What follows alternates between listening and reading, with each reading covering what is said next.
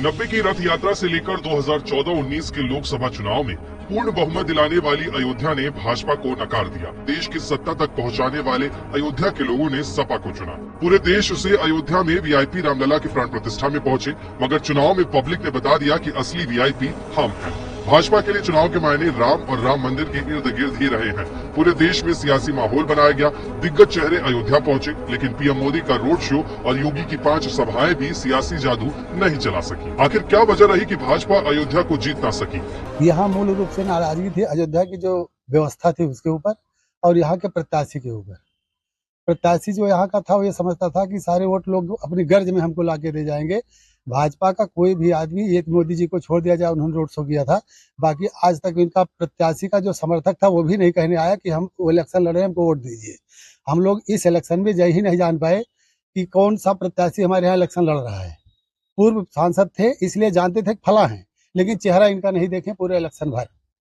जो लोग दिए हैं वो मोदी जी के चेहरे पर वोट दिए हैं और मोदी जी के नाम से दिए हैं। अग्निवीर योजना, बाबा जी का बुलडोजर और विधायकों को छूट न मिलना।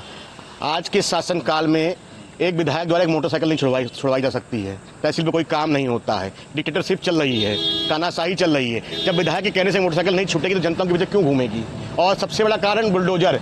मैं अपने बाप का इकलौता बेटा हूँ और मैंने किसी की हत्या कर दी, मैं भाग गया, तो क्या आप मेरे बाप का मकान गिरा देंगे? क्या आप मेरे भाई का मकान गिरा देंगे? आईपीसी किस लिए है? सीआरपीसी किस लिए है? एविडेंस किस लिए है? कोर्ट किस लिए है? हाई कोर्ट किस लिए है? ये तो मार्शल लॉ हो गया।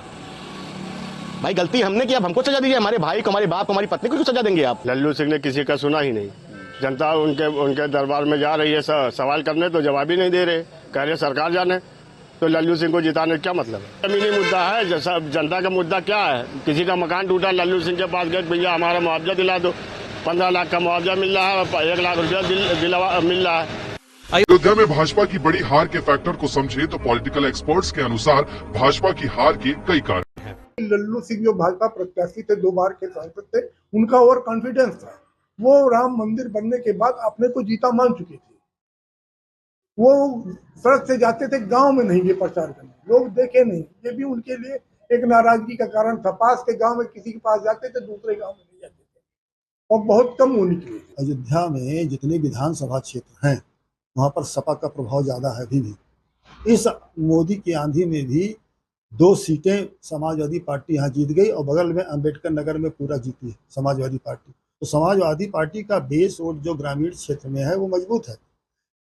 होता क्या था पिछले इलेक्शन में कि अयोध्या और दरियाबाद 2 ऐसे विधानसभाएं थी जहाँ पर बीजेपी का वोट बैंक ज़्यादा रहता था और पिछली और बगल की जितनी भी विधानसभाएं हैं, जितनी इनकी हार रहती थी, उसको रिकवर कर देता था। इस बार क्या हुआ कि दरियाबाद इनका लूज कर गया। कुल मिलाकर देखा जाए तो अयोध्या में पब्लिक की नाराजगी अंदर ही अंदर मुखर हो रही थी। भाजपा के स्थानीय नेताओं से लेकर आला कमान तक उसकी तासीर को भाप नहीं पाए। प्रधानमंत्री मोदी को यहाँ के भाजपा नेता गुड मैनेजमेंट दिखाते रहे, मगर अंदर खाने में कुछ और ही चल रहा था।